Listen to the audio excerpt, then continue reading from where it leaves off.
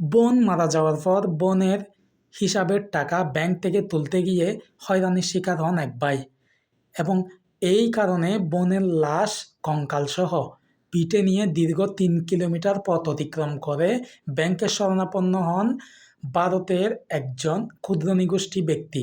হ্যাঁ, ঘটনাটি ঘটেছে ভারতের উড়িষ্যার কে অঞ্চল নামক গ্রামে। ওখানে ব্যাংকের সঞ্চয়ী হিসেবে বোনের নামে ১৯,৩০০ রুপি সঞ্চয়ী হিসাবে জমা ছিল।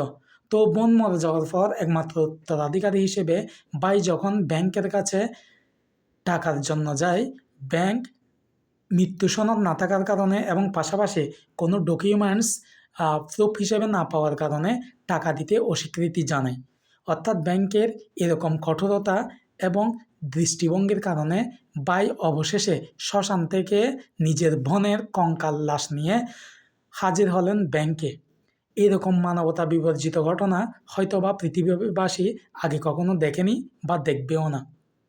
কেন এই ঘটনাটি হয়েছে?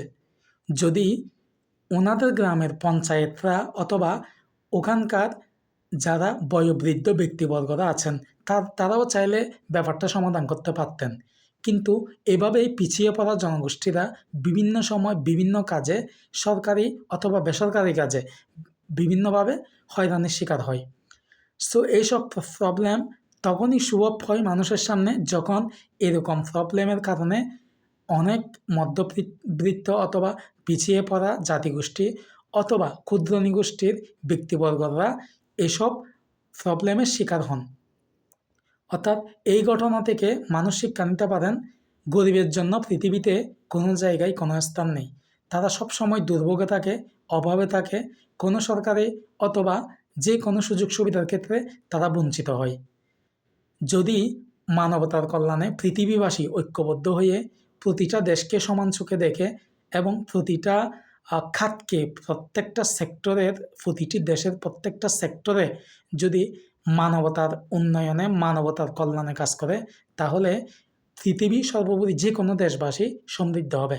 বিশেষভাবে ভারতে এইসব ঘটনা প্রশ্নবিদ্ধ করে ভারতের সরকার পাশাপাশি পিছিয়ে পড়া জনগোষ্ঠীর আক্ষেপের মাধ্যমে এই সমস্ত ঘটনা প্রবাহ লোকচক্ষের অন্তরালে বেশিরভাগ সময় থেকে যায়।